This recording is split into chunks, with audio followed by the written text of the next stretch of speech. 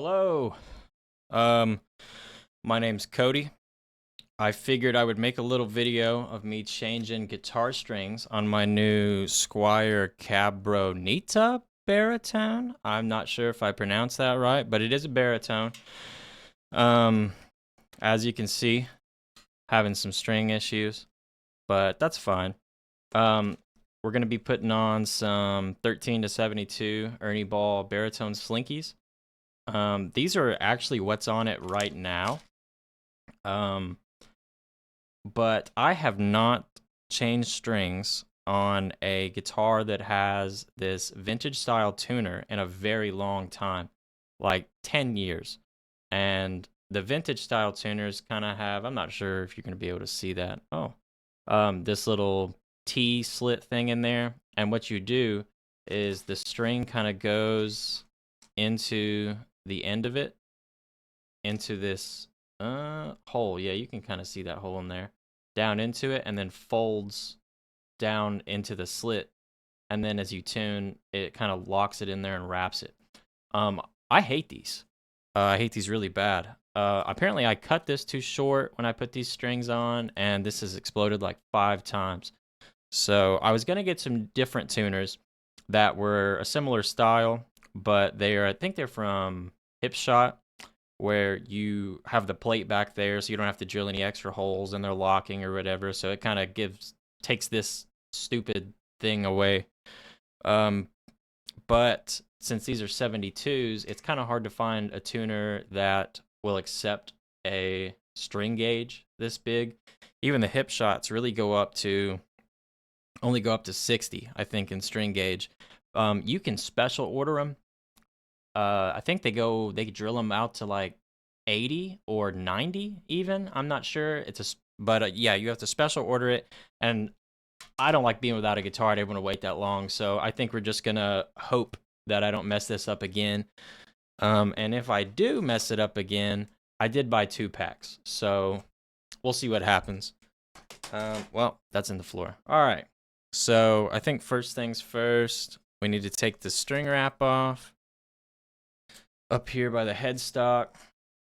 You guys might be wondering why I'm putting such heavy strings on a guitar that doesn't really look like it needs strings that big. It's because I actually play some metal on this. I usually keep it down, probably drop A sharp, drop G, whatever.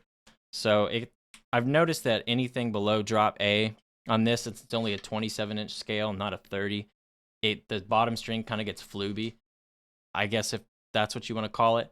I don't like the way that feels, and I feel like as you fret, if you fret kind of hard, you know what I'm saying, it bends it out of tune. And when you're that low and with this much distortion on, I feel like it really amplifies the fact that it's not in tune. So I'm just gonna put some bigger strings on. So yeah, I do play a lot of metal with this, so we shall see what happens. Let me go ahead and get these strings off, and I will be right back.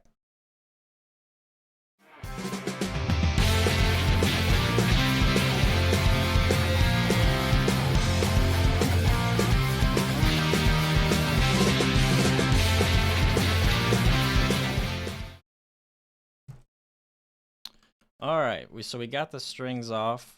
I think I'm going to grab a rag and just kind of wipe some stuff off. And I have some of this Diodario lemon oil, like fretboard oil. And I've seen on some forums people argue back and forth on what to oil your fretboard for. I don't care. I don't care.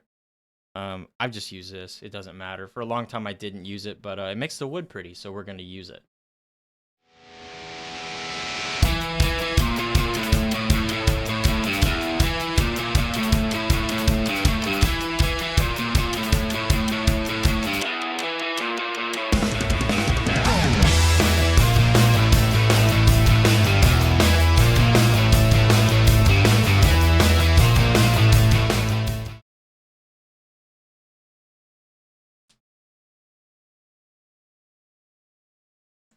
I also know that we are supposed to use microfibers to do this. So we're going to pretend that this was a microfiber. just so we're all clear, let's get these sucker. Actually, before we open these, we need to. Oh, there goes the camera. We need to repair this tuner. I did not set this camera up right, so it's kind of hard for you guys to see this stuff. But I took that tuner off because I thought I messed it up.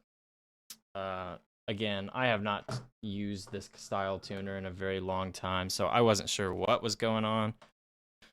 But we are going to get it dealt with. All right, let's pop this sucker back on. I really do like the hip shot versions of these. I think they look a little bit nicer. And these Fender ones, I mean, they have like this, I can't even figure out the words for this. I mean, this just doesn't look or feel nice. Now, these stay in tune.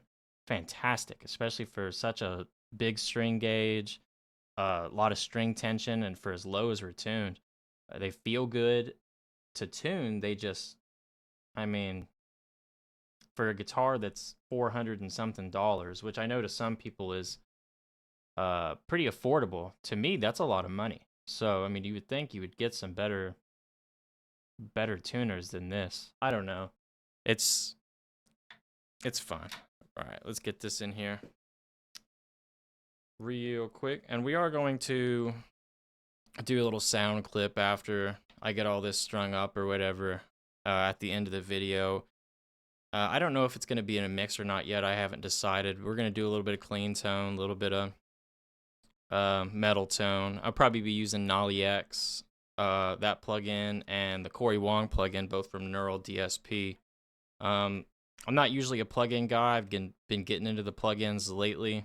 I'm usually more of a tube amp guy, but like I said, $400 is a lot of money for a guitar. I don't have a tube amp.